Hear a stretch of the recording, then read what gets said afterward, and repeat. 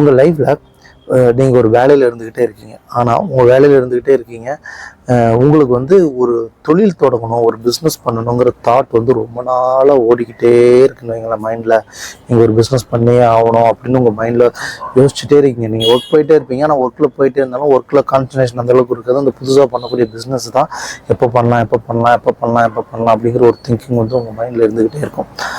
அப்போ இருந்துக்கிட்டு இருக்கு அப்படின்னா, எப்போ நீங்கள் அந்த கரெக்டாக இந்த பரவாயில்ல நான் அந்த தொழில் தொடங்க போகிறேன் அப்படின்னு சொல்லி ஒரு ஸ்ட்ராங்கான முடிவை வேலையை விட்டுட்டு எப்போ நீங்கள் எடுப்பீங்க தெரியுங்களா?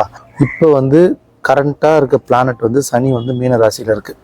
ஸோ இந்த மீன ராசியில் இருக்கக்கூடிய சனி வந்து உங்கள் ஜாதக கட்டத்தில் இருக்க சூரியன்கிற ஒரு கிரகத்தை, இப்போ சூரியன்கிறது வந்து ஸோ நீங்கள் மீனத்துலேருந்து மீனம் 1, மேசம் 2, ரிஷபம் 3 இப்படியே கவுண்ட் பண்ணிட்டு வந்தீங்கன்னா கும்பம் வந்து 12ஆம் முடியும். ஸோ உங்கள் ஜாதக கட்டத்தை ஓப்பன் பண்ணுங்கள். உங்கள் ஜாதக கட்டத்தில் இந்த சூரியன்கிற பிளானட் எந்த கட்டத்தில் இருக்குன்னு பாருங்கள்.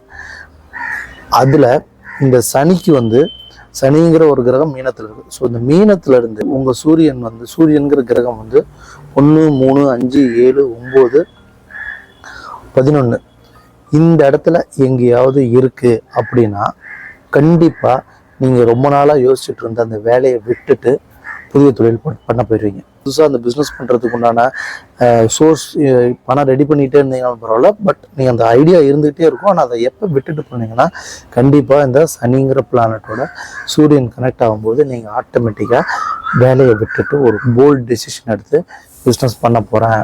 உங்களை சுற்றி யார் என்ன தடுத்தாலும் அந்த மூமெண்ட்டில் நீங்கள் கண்டிப்பாக பிஸ்னஸ் தொடங்க போயிடுவீங்க. அது நீங்கள் அந்த பிஸ்னஸ் என்ன வேணால் இருக்கலாம்.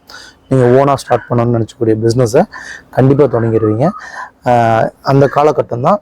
ஸோ இப்போ கூட நான் சொல்கிறது வந்து இப்போ இந்த லாஸ்ட் ஒரு 1.5 இயர்ஸ்லேருந்து இப்போ நெக்ஸ்ட் ஒரு மார்ச் வரைக்குமே பார்த்தீங்கன்னா இப்போ நான் சொன்னதை உங்கள் ஜாதக கட்டத்தில் இந்த இதில் பொருந்தி இருக்கா, இந்த இதில் கனெக்ட் ஆகிருக்கான்னு பாருங்கள்.